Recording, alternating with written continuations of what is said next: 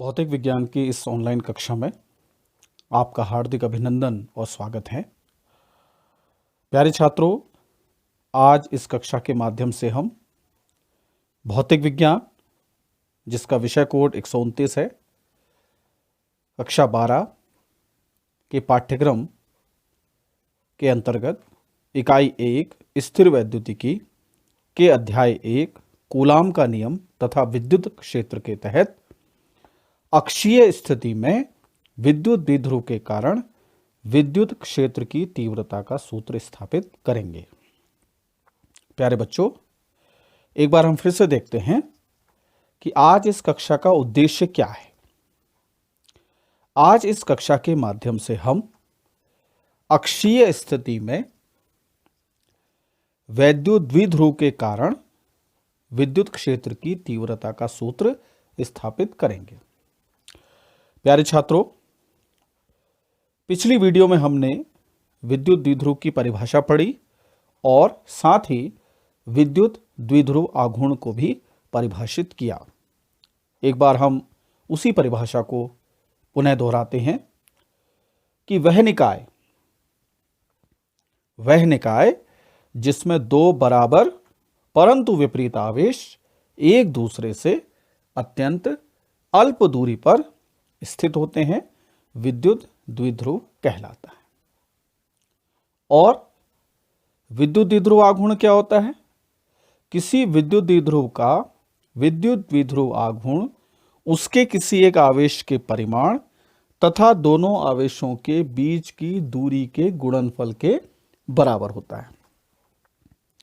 हम इन्हीं दोनों परिभाषाओं का उपयोग करेंगे और आज का जो हमारा टॉपिक है, अक्षीय स्थिति में विद्युत द्विध्रुव के कारण विद्युत क्षेत्र की तीव्रता निकालना, उसको हम इन्हीं की सहायता से, इन्हीं परिभाषाओं की सहायता से ज्ञात करेंगे। तो शुरू करते हैं।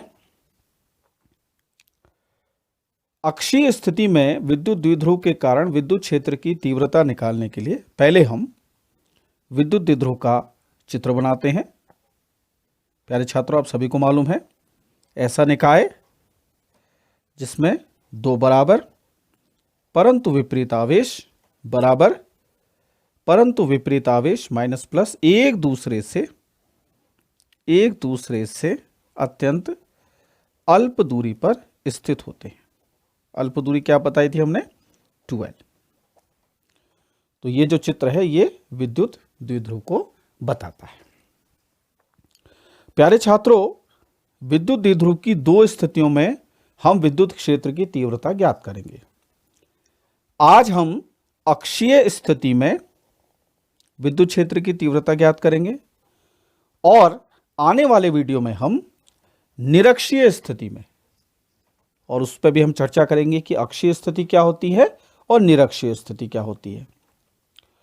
तो प्यारे छात्रों, अक्षीय स्थिति का अर्थ है कि किसी भी विद्युत द्विध्रुव के ऋण आवेश और धन आवेश माइनस Q और प्लस Q को मिलाने वाली रेखा, ये देखिए, इसको मिलाने वाली रेखा, ये चाहे वो बाईं ओर खींचे चाहे हम दाईं ओर खींचे, पर स्थित कोई बिंदु। अक्षीय स्थिति का अर्थ है कि किसी विद्युत द्विध्रुव के ऋणावेश और धनावेश को मिलाने वाली रेखा, यानी उसका अक्ष पर स्थित कोई बिंदु। मान लीजिए यह बिंदु क्या है? P है, और इसी बिंदु पर हमें विद्युत क्षेत्र की तीव्रता ज्ञात करनी है। P for point. तो देखते हैं कैसे ज्ञात करेंगे। विद्युत क्षेत्र की तीव्रता का हमारे पास दूरी के पदों में जो सूत्र है वो है E बराबर, मेरे साथ दोहराएंगे, E बराबर 1/4πε0 Q/r²। आपको याद आ गया होगा कि किसी बिंदु आवेश के कारण r दूरी पर स्थित बिंदु पर विद्युत क्षेत्र की तीव्रता का यही सूत्र होता है। इसी बेसिक सूत्र का प्रयोग हम इस सूत्र की स्थापना में करेंगे। लेकिन यहां पर आप दो आवेश देख रहे हैं, यहां पर केवल एक ही आवेश है। तो हम क्या करेंगे, पहले इस आवेश के कारण बिंदु P पर विद्युत क्षेत्र की तीव्रता ज्ञात करेंगे, इस आवेश को भूलते हुए प्लस Q के कारण। दूसरी बार में इस आवेश को भूलते हुए इस आवेश के कारण इस बिंदु पर विद्युत क्षेत्र की तीव्रता ज्ञात करेंगे। दो हमारे पास विद्युत क्षेत्र की तीव्रताएं आ जाएंगी। अब चूंकि विद्युत क्षेत्र की तीव्रता एक सदिश राशि है, तो वहां पर सदिश राशियों के गुण लगेंगे। तो देखेंगे कि वे गुण क्या हैं, क्या वो सदिश राशियां आपस में जुड़ेंगी या वो सदिश राशियां आपस में घटेंगी। तो आइए शुरू करते हैं। सबसे पहले हमने बिंदु P मान लिया और यहां पर हमें विद्युत क्षेत्र की तीव्रता ज्ञात करनी है। तो प्यारे छात्रों, मैंने पहले के वीडियोस में भी बताया है कि जब कभी भी हम किसी सूत्र की स्थापना स्थिर वैद्युतिकी इकाई के अंतर्गत करेंगे या आने वाली इकाइयों के अंतर्गत करेंगे, तो हम इस स्थिति में एक परीक्षण आवेश की कल्पना करते हैं। तो माना बिंदु P पर कोई परीक्षण आवेश प्लस Q0 रखा है। सपोज कीजिए बिंदु P पर कोई परीक्षण आवेश प्लस Q0 रखा है। ठीक, तो ये वाला आवेश इस वाले आवेश पर क्या लगेगा, एक प्रतिकर्षण बल लगाएगा। ये वाला आवेश प्लस Q आवेश इस आवेश पर प्रतिकर्षण बल लगाएगा और प्रतिकर्षण बल की जो दिशा होगी वही जो है विद्युत क्षेत्र की तीव्रता की दिशा भी होगी। पहले भी आपने इस तथ्य को पढ़ा है कि विद्युत क्षेत्र की दिशा वही होती है जो कूलाम बल की दिशा होती है। तो कूलाम बल की दिशा ज्ञात करने के लिए आपको बिंदु P पर परीक्षण आवेश की कल्पना करनी पड़ेगी।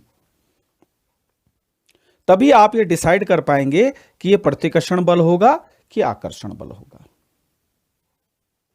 चलिए, अब अक्षीय स्थिति में विद्युत द्विध्रुव के कारण विद्युत क्षेत्र की तीव्रता ज्ञात करनी है R दूरी पर। आपको दूरी दी है R, तो हमेशा ध्यान रखना प्यारे छात्रों कि दूरी हमेशा मध्य बिंदु से नापी जाएगी। और हम इसका नामकरण भी कर लेते हैं। इस बिंदु को मानते हैं A, इस बिंदु को मानते हैं B और मध्य बिंदु को मान लेते हैं C। तो प्यारे छात्रों, चूंकि C मध्य बिंदु है तो ये दूरी स्पष्ट है कि L होगी और ये दूरी भी L होगी। क्यों? क्योंकि जो C बिंदु है वो A और B का मध्य बिंदु है और A और B के बीच की दूरी कितनी है, चित्र के अनुसार 2L है। तो इसके मध्य बिंदु होने से ये दूरी कितनी हो गई, AC बराबर भी L हो गया और BC बराबर भी L हो गया। इतनी बात आप समझ गए होंगे। फिर से देखिएगा, हमें R दूरी पर स्थित बिंदु पर विद्युत क्षेत्र की तीव्रता ज्ञात करनी है, तो दूरी हमेशा मध्य बिंदु से ली जाएगी। आप दूरी को A से कंसीडर नहीं करेंगे, A से नहीं नापेंगे, आप दूरी को C से नापेंगे। ठीक है ना। अब देखिए, जैसा कि हमने पहले भी बताया कि पहले हम इस आवेश को भूल जाएंगे और प्लस Q आवेश के कारण जो कि A पर रखा है, इस बिंदु P पर विद्युत क्षेत्र की तीव्रता ज्ञात करेंगे। वो पहली विद्युत क्षेत्र की तीव्रता हो जाएगी। फिर हम इस वाले आवेश को भूलते हुए इस वाले आवेश के कारण यानी माइनस Q आवेश के कारण जो कि बिंदु B पर रखा है, पुनः बिंदु P पर विद्युत क्षेत्र की तीव्रता ज्ञात करेंगे। फिर देखेंगे कि दोनों जुड़ेंगे अथवा घटेंगे। चलिए हम पहले ज्ञात कर लेते हैं। हम लिखेंगे बिंदु A पर स्थित आवेश के कारण किस बिंदु पर निकालनी है हमें विद्युत क्षेत्र की तीव्रता, P पर। बिंदु P पर विद्युत क्षेत्र की तीव्रता बिंदु ए पर स्थित प्लस क्यू आवेश के कारण बिंदु पी पर विद्युत क्षेत्र की तीव्रता। कौन से सूत्र से? इस वाले सूत्र से। ये जो बेसिक सूत्र मैंने आपको बताया जो दूरी के पदों में होता है। प्यारे छात्रों, एक सूत्र और होता है, ई बराबर, जो बेसिक सूत्र, इससे भी मूल सूत्र होता है, वो होता है एफ अपॉन क्यू जीरो। लेकिन इस सूत्र का प्रयोग यहां नहीं करेंगे। इसी सूत्र से हमने ये वाला सूत्र ज्ञात करा है। इस सूत्र में दूरी नहीं आ रहा है, इस वाले सूत्र में दूरी आ रहा है, तो हम इसी सूत्र का प्रयोग यहां पर करेंगे। तो चूंकि दो आवेश हैं तो पहली वाली तीव्रता को हमने ई से दिखा दिया। तो E1 बराबर 1/4πε0। प्यारे छात्रों, वैसे सूत्र में के भी आता है। अगर आपको के नहीं दिया तो आपको यह मान के चलना पड़ेगा कि ये जो माध्यम है चारों तरफ का जो ये मीडियम है, ये क्या है? वायु। वायु के लिए के का मान कितना होता है? 1 होता है। ठीक है ना? तो 1/4πε0 के यहां 1 है तो 1 से गुणा करेंगे तो यही चीज आ जाएगी 1/4πε0 क्यू अपॉन। आप देखिए इस सूत्र में आर है, लेकिन आपको यह ध्यान रखना है कि आपको जो दूरी लेनी है वो कौन से बिंदु से लेनी है। यह बहुत इंपॉर्टेंट पॉइंट है। यहां पर आपको दूरी लेनी है, यह देखिए आपने लिखा है बिंदु ए पर स्थित आवेश के कारण। अब बिंदु ए पर आवेश कौन सा स्थित है? Plus Q. और कौन से बिंदु पर आपको विद्युत क्षेत्र की तीव्रता निकालनी है? पी पर। तो आपको ए से पी तक की दूरी लेनी पड़ेगी। ध्यान दीजिएगा, आपको यह दूरी नहीं लेनी है जिस बिंदु पर आवेश रखा है। आपने लिखा है बिंदु ए पर स्थित आवेश के कारण, तो ए पर स्थित आवेश कौन सा है? Plus Q. तो आपको यह दूरी लेनी पड़ेगी एपी। तो हम लिख देंगे यहां एपी का स्क्वायर। प्यारे छात्रों, ई एक सदिश राशि है। जब हम सदिश राशि लेते हैं तो जब हम इसका सूत्र लिखते हैं तो हम परिमाण रूप में लिखते हैं, और अंतर करने के लिए सदिश और अदिश में हम इसकी दिशा लिखेंगे। दिशा, ये देखिए दिशा कैसे होगी। हमने यहां पर क्या माना है? परीक्षण आवेश। इस पर कौन सा आवेश है? धन आवेश। परीक्षण आवेश पर भी कौन सा आवेश है? धन आवेश। तो इन दोनों के बीच में कूलाम बल लगेगा। उस कूलाम बल की प्रकृति क्या होगी? आपका क्या जवाब होगा? प्रतिकर्षण बल। और प्रतिकर्षण बल की दिशा में ही विद्युत क्षेत्र की तीव्रता की दिशा होती है। तो स्पष्ट है कि विद्युत क्षेत्र की तीव्रता की दिशा बाहर को होगी। विद्युत क्षेत्र की तीव्रता की दिशा बाहर को होगी। क्लियर? बाहर की ओर होगी। तो लिख देंगे एपी दिशा में। क्या लिख देंगे? दिशा एपी की ओर। दिशा एपी की ओर। ठीक है ना? एपी बाहर। ये देखिए आप, ये पेन की जो नोक है ये बताती है E1 वेक्टर की दिशा। क्यों? क्योंकि ये प्रतिकर्षण बल है। अब हम यहां देखेंगे बराबर के नीचे बराबर 1/4πε0 या ε0 क्यू। यहां पर एक बार मैं फिर से बता देता हूं, यहां हम प्लस क्यू या माइनस क्यू, आगे हम देखेंगे माइनस क्यू नहीं लेंगे, यहां पर केवल हम परिमाण लेंगे। परिमाण हमेशा धनात्मक होता है। अंतर पता करने के लिए कैसे करेंगे? सदिश है या अदिश है? दिशा का हम यहां पर दिशा का हमें ज्ञान है। ठीक है, चलिए एपी का मान देखिए। अब एपी ध्यान से देखिएगा। आप देखिए एपी का मान हम यहां ज्ञात करेंगे। देखिए एपी को हम लिख सकते हैं, यहां पे मैं लिख रहा हूं एपी बराबर, देखिए एपी बराबर देखिए चित्र को देखिए ध्यान से। अगर ध्यान से देखिएगा, अगर हम इस दूरी में से, ये दूरी क्या है? देखिए ये दूरी है सीपी। दिख रहा है आपको? सीपी में से अगर ये घटा दें, अगर हम सीपी में से सीए दूरी घटा दें, ये सीपी सीए, तो ये बच जाएगा।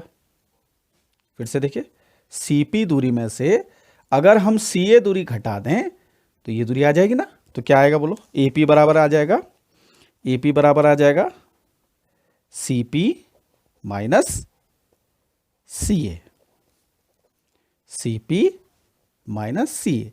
अब सीपी का मान क्या है? सी से लेके पी तक कितना है? आर माइनस, और सीए कितना है? ये देखिए एल है, सी ए एल। तो इसका मतलब एपी का मान आ गया आर माइनस एल।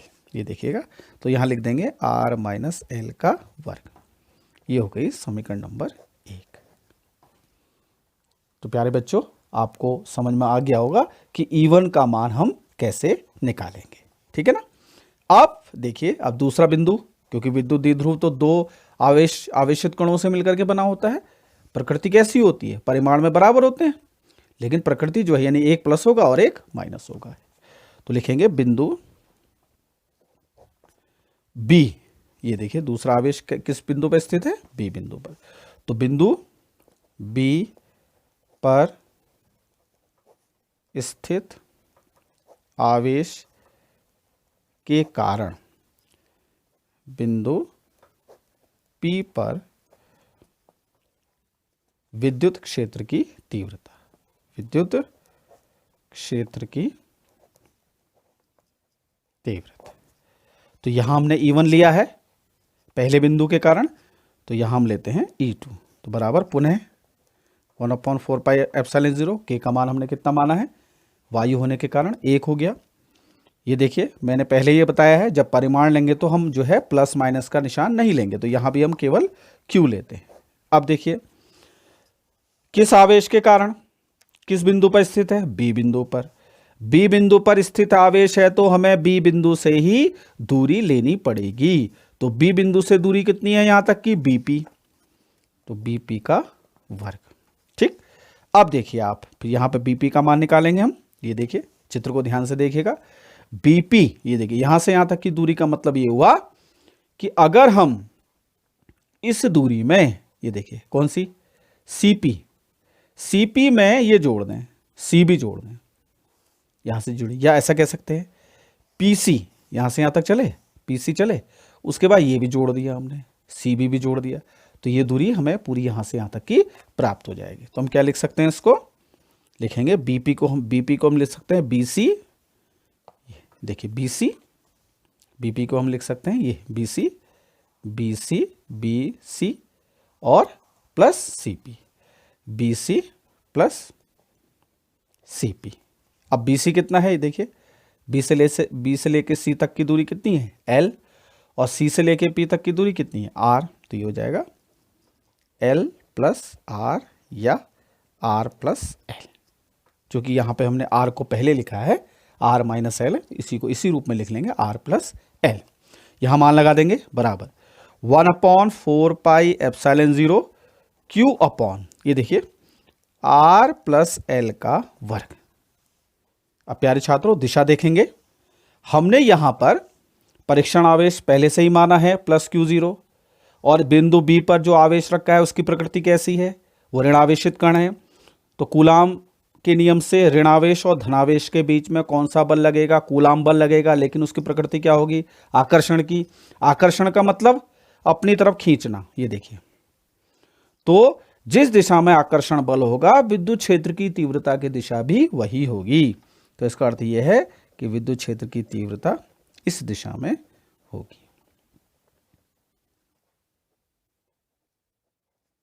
तो प्यारे छात्रों, इस तरीके से हमने E1 और E2 के मान यहां पर ज्ञात कर लिए परिमाण रूप में। देखिए समीकरण नंबर इसको 2 मान लेते हैं।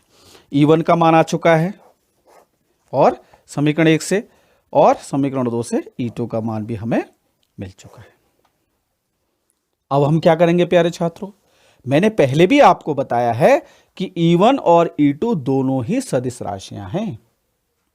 अब आप देखिए यहां सदिशों के गुण का प्रयोग होगा। गुण क्या कहता है कि अगर दो सदिश राशियां परस्पर विपरीत दिशा में हैं, एक इधर है एक इधर है, और दूसरी विद्युत क्षेत्र की तीव्रता इधर है, ये देखिए आप दोनों पेन देखिएगा, एक जो है सदिश दाईं तरफ है और एक सदिश जो है वो बाईं तरफ है।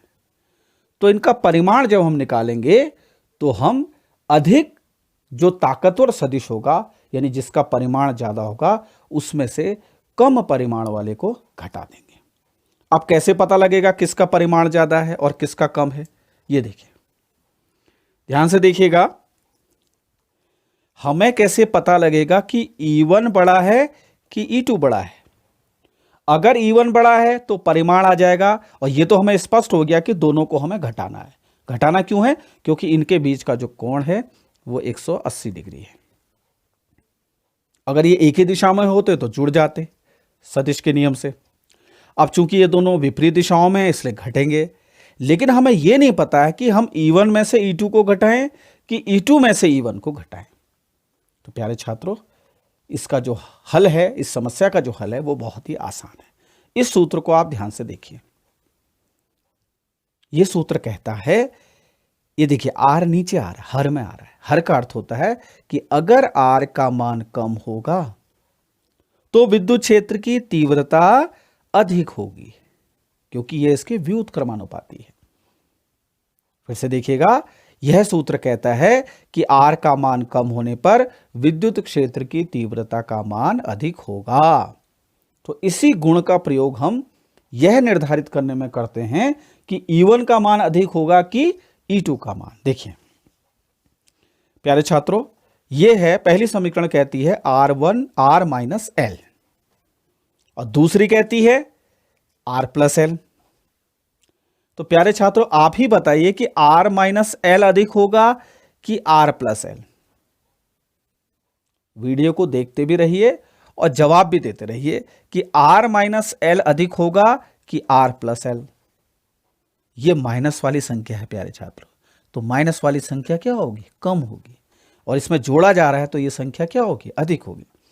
तो अगर यह कम है, यह नियम क्या कहता है कि अगर हर कम है, क्योंकि व्युत्क्रमानुपाती है, R का मान कम होने पर E का मान अधिक होगा।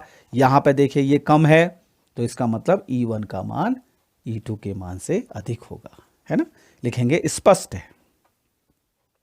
स्पष्ट है कि क्या E1 is greater than E2। कारण आपको पता है, क्योंकि R माइनस L का मान R प्लस L के मान से कम है। तो R माइनस L का मान कम होगा तो E1 का मान क्या होगा? ऑटोमेटिक ज्यादा हो जाएगा। लिखो, फिर लिखेंगे अगले पन्ने से लिखते हैं।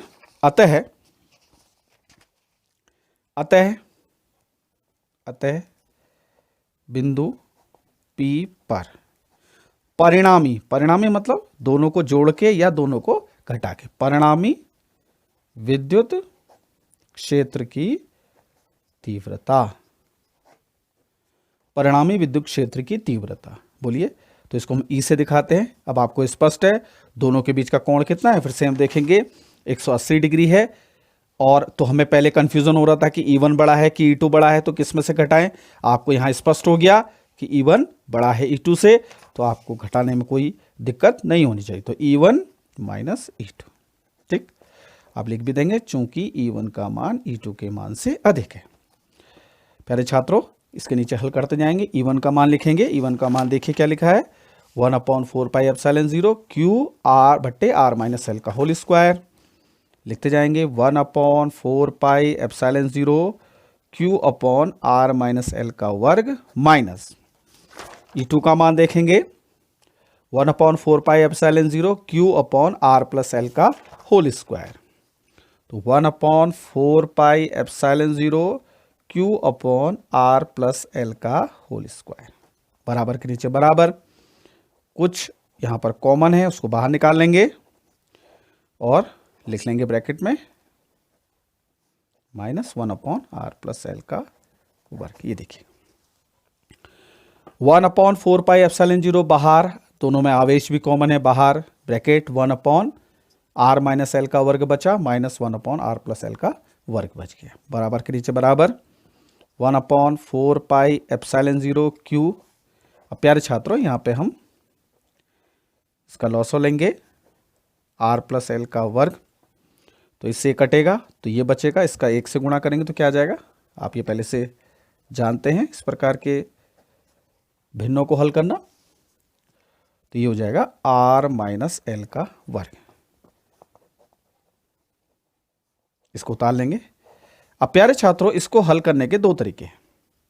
एक तरीका तो यह है कि आप a प्लस बी का होल स्क्वायर का फॉर्मूला लगाएंगे, है ना। वो फॉर्मूला क्या है यहां पर देख लेते हैं, हम अलग से देख लेते हैं। a plus B whole square बराबर होता है a का वर्ग प्लस b का वर्ग प्लस 2ab, ठीक है ना। और ऐसे यहां पर a माइनस बी का वर्ग बराबर क्या होता है, ए का वर्ग प्लस बी का वर्ग माइनस 2ab। ये आपने पहले पढ़ा है। दूसरा तरीका यह है प्यारे छात्रों, ये देखिए, इस पूरे को एक संख्या मान लीजिए और इस पूरे को दूसरी संख्या मान लीजिए, तो यहां पर पहली संख्या माइनस दूसरी संख्या के वर्ग का सूत्र है। देखिए, तो ए स्क्वायर माइनस बी स्क्वायर बराबर क्या होता है, एक बार इन दोनों को जोड़ देते हैं और एक बार इन दोनों को घटा देते हैं। तो इस सूत्र का प्रयोग हम यहां पे करेंगे, ठीक है ना। तो इस पूरे को क्या मान लिया ए, इस पूरे को क्या मान लिया बी, तो एक बार इसमें ये जोड़ देंगे और एक बार इसमें से ये घटा देंगे। तो एक बार जोड़ देते हैं, आर प्लस एल लिखा और एक बार जोड़ दिया, ये जोड़ने का निशान हो गया, जोड़ दिया मैंने, आर माइनस एल। इसको ध्यान से समझिएगा। उसके बाद इसमें से इसको घटा दो, आर प्लस एल। प्यारे छात्रों, घटाते समय देखिए, जोड़ते समय कोई दिक्कत नहीं आई, लेकिन घटाते समय जब आप घटाएंगे तो जब ये माइनस निशान का आप प्रयोग करेंगे तो माइनस आर, घटा रहे हैं आर, ये तो इसके आगे तो ये देखिए कोई निशान नहीं, तो यहां प्लस माना, तो प्लस की माइनस से गुणा करी क्या आया माइनस। लेकिन ये ध्यान रखना, जब माइनस से आप ओपन करेंगे इसको तो माइनस माइनस हो जाएगा प्लस का एल। यही फैक्ट आपको यहां पर ध्यान रखना है। फिर से देखिएगा, हमने यहां पर आर प्लस एल को ए माना, ये देखिए ए मान लिया, और आर माइनस एल को हमने क्या मान लिया, बी मान लिया। तो एक बार ये सूत्र कहता है ए स्क्वायर माइनस बी स्क्वायर बराबर कहता है, एक बार इनको जोड़ो, यानी आपको ए में बी को जोड़ना पड़ेगा। ये जोड़ दिया मैंने, तो जोड़ते समय निशान नहीं बदलते हैं, और एक बार आपको घटाना पड़ेगा, ठीक है ना। तो घटाते समय चिन्ह बदलना पड़ता है, बदल जाते हैं। ये आपको यही जो है तथ्य यहां पर ध्यान रखना है। ये देखिए, माइनस आर प्लस एल वैसे ही उतरेगा, लेकिन जब माइनस करेंगे तो माइनस ये आर हो जाएगा और ये माइनस माइनस, ये माइनस माइनस, ये प्लस हो जाएगा। नीचे देखिए प्यारे छात्रों, अब यहां पर हमने अभी सूत्र पढ़ा है ए स्क्वायर माइनस बी स्क्वायर बराबर ए प्लस बी और ए माइनस बी। अब उल्टा सूत्र का प्रयोग करो, ए प्लस बी ए माइनस बी बराबर ए स्क्वायर माइनस बी स्क्वायर। फिर से देखिए, ए प्लस बी ए माइनस बी बराबर ए स्क्वायर माइनस बी स्क्वायर। तो यहां देखिए, थोड़ी देर के लिए इस स्क्वायर को भूल जाइए आप, ये वाला जो 2 है और ये वाला जो 2 है इसको भूल जाइए। ये देखिए क्या बचा, R minus L R plus L. तो ये किसका सूत्र बन गया, R square minus L square. अब जो जिस 2 को आपने भूल गए थे थोड़ी देर के लिए, उसको वापस ले आइए, तो यहां पर होल स्क्वायर कर दीजिए। फिर से देखिए, अंदर जो सूत्र लग रहा है वो इसका उल्टा सूत्र लग रहा है जो हमने यहां पढ़ा। पहले हमने पढ़ा ए स्क्वायर माइनस बी स्क्वायर, जो कि हमने यहां अंश में लगा दिया। हर में लगाने के लिए हम उल्टे सूत्र का प्रयोग करेंगे। उल्टा सूत्र क्या है, ए प्लस बी ए माइनस बी बराबर ए स्क्वायर माइनस बी स्क्वायर। अब चूंकि यहां पे स्क्वायर था तो हमने यहां भी स्क्वायर कर दिया है। आगे बढ़ते हैं, बराबर के नीचे बराबर 1/4 पाई एप्सिलॉन 0 क्यू। ये देखिए प्यारे बच्चों, ये आर और आर ये हो जाएगा आपका 2r, और एल से एल कट गया क्योंकि ये प्लस का है ये माइनस का है। ऐसे यहां एल और एल कितना हो जाएगा, 2l हो जाएगा, और r से r कैंसिल हो जाएगा, बट्टे R square minus L square का होल स्क्वायर। ये प्यारे बच्चों हमें एक सूत्र प्राप्त हो रहा है। इसको हम इस तरीके से लिखते हैं बेटा, Q गुणा 2l। ये देखिए ध्यान से, Q गुणा 2l, ये कहां पढ़ा है आपने प्यारे छात्रों, ये पिछली वीडियो में हमने देखा था।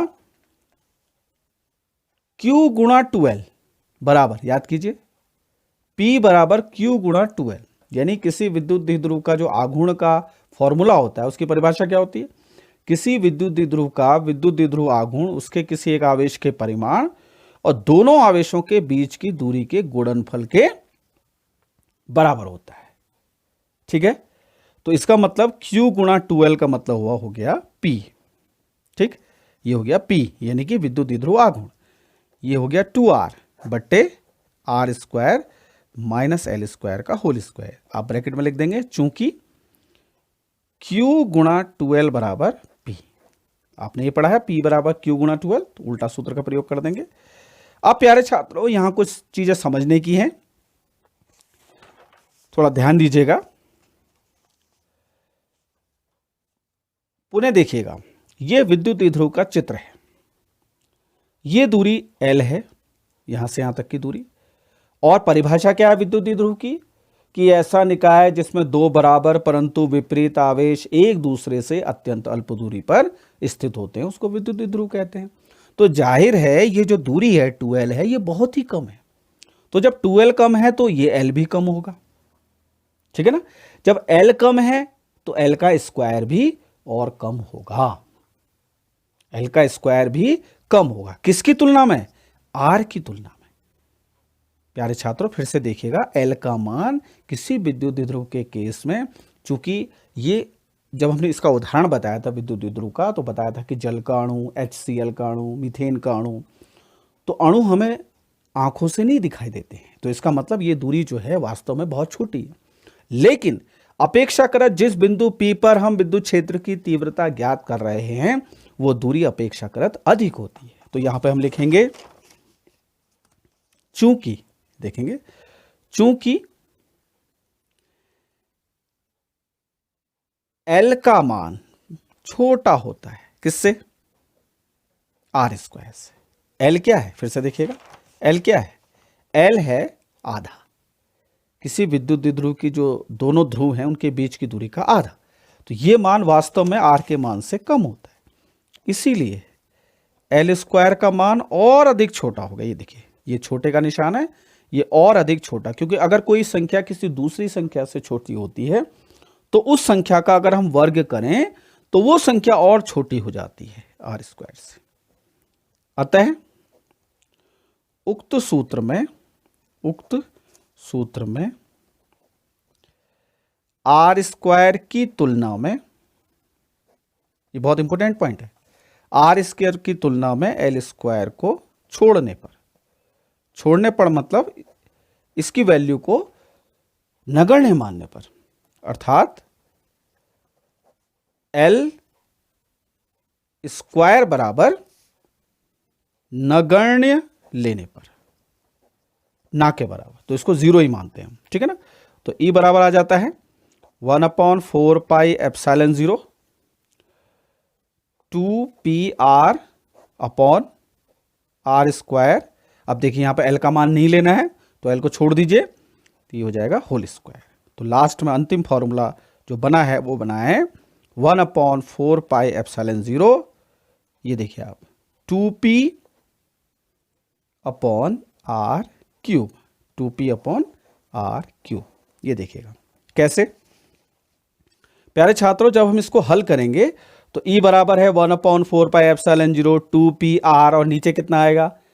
R स्क्वायर का होल स्क्वायर। यानी मैंने पहले ही बताया था कि घात की भी अगर घात होती है तो वो आपस में गुणा हो जाती है। तो R की घात कितनी बनी? 4। R की घात 4 बन गई और एक R जो है ऊपर है, तो कितना बचा नीचे? R की घात 3। तो प्यारे छात्रों आज इस वीडियो के माध्यम से हमने किसी विद्युत द्विध्रुव के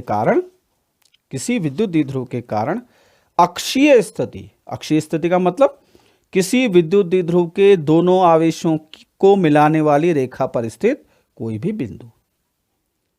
अक्षीय स्थिति में विद्युत द्विध्रुव के कारण विद्युत क्षेत्र की तीव्रता का जो अंतिम सूत्र हमने प्राप्त किया वो कुछ इस तरीके से किया। E यहां पे हमने इसके पैरों में लिख लिया निरक्षीय बराबर 1/4 pi epsilon 0 2P upon R cube, 2P upon R cube. अगर कोई माध्यम रखा होगा, परावैद्युत माध्यम रखा होगा, तो यहां पर हम K लगा देंगे, और अगर वायु रखी होगी, वायु होगा माध्यम, निर्वात होगा, तो K का मान 1 हो जाएगा। P यहां पर स्पष्ट कर लीजिए, P क्या है? P यहां पे है विद्युत द्विध्रुव का विद्युत द्विध्रुव आघूर्ण, जिसका मान होता है Q गुणा 2L। आपको स्पष्ट होना चाहिए। R क्या है? R हो गई विद्युत द्विध्रुव से उस बिंदु तक की दूरी जहां पर हमें E का मान निकालना है। एक बार हम ये भी देख लेते हैं प्यारे बच्चों, जो ये तो E का परिमाण हो गया, E की जो दिशा है वो कहां को होगी? यहां पर ये कहावत लगेगी कि जिसकी लाठी उसकी भैंस। कहने का अर्थ है जिसकी लाठी मीन्स E1 का मान यहां पर अधिक है, तो परिणामी विद्युत क्षेत्र की जो तीव्रता होगी वो भी E1 की तरफ ही होगी। जिसकी लाठी उसकी भैंस, यानी E1 का मान ज्यादा था तो जो परिणामी विद्युत क्षेत्र की तीव्रता होगी वो भी E1 की तरफ ही होगी। तो प्यारे छात्रों, मैं उम्मीद करता हूं कि आप आज की इस वीडियो से आपको जो है लाभ हुआ होगा। आगे की वीडियोस में हम इससे आगे की विषय वस्तु पर चर्चा करेंगे। तब तक के लिए नमस्कार।